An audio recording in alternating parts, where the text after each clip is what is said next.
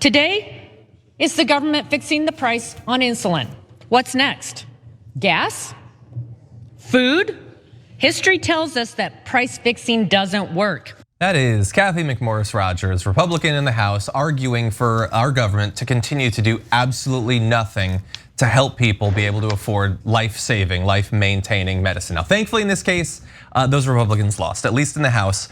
But 193 Republicans voted no on lowering the effective cost of insulin. Now, thankfully, all of the Democrats voted to cap the copay cost. 12 Republicans actually joined them, but the vast majority of Republicans look out there. They know that people are increasingly burdened by the price of insulin that has gone up on average about 15% every single year, and they say, let's do absolutely nothing. Now, to be clear, and we want to, and she was actually wrong in that video about what this legislation would do, as Emily Piscaretta says on Twitter, begging my fellow health journalists to get this right, this bill caps copays, it does not change the price of insulin.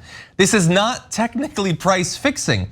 All this means is if you have private insurance or Medicare, how much you pay in copays per month on insulin will be capped at $35 at most, potentially lower, but that's at most. It's not changing the price at all. So let's just bear that in mind.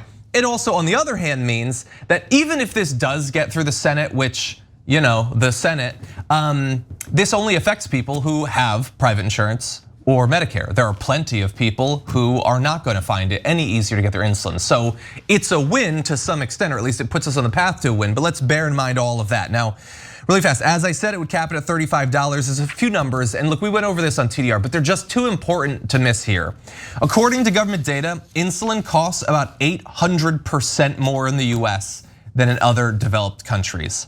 And while the US represents only 15% of the global insulin market, it generates nearly 50% of the industry's insulin revenue, which is awesome if you manufacture and sell insulin, if you effectively have a monopoly on that. But if you're one of the many millions of people who desperately need insulin and are always going to, this is a terrible situation. So it's good to see the Democrats at least doing something.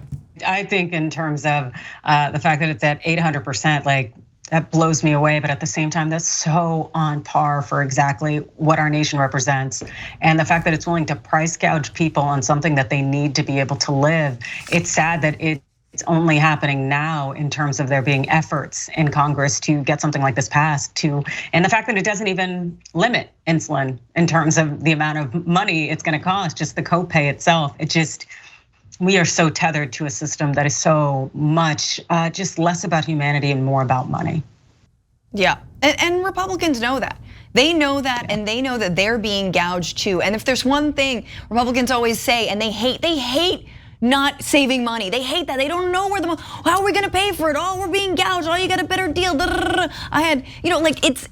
So this is something they agree on, and they're being disingenuous to everybody when they vote no on this. And I think if you have family members who need insulin, who rely on insulin, even if they don't, even if whatever, it doesn't matter. If they're just Republicans, give them this, give them that.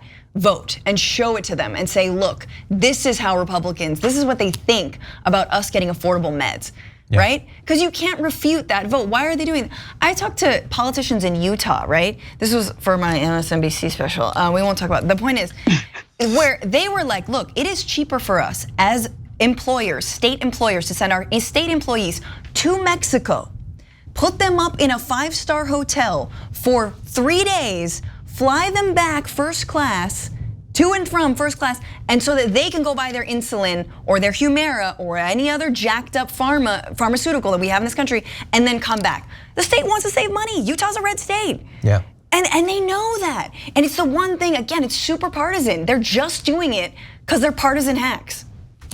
100%. Now it'll go to the Senate, and yeah, Manchin, Cinema, I'm sure they're gonna be big fans of this and all that. But look, we wanna see the Democrats doing something. We've been pressuring them to do something. Now we gotta keep on pressuring. The fight doesn't end, but at least the fight is happening. Thanks for watching the Young Turks, really appreciate it. Another way to show support is through YouTube memberships. You'll get to interact with us more. There's live chat emojis, badges.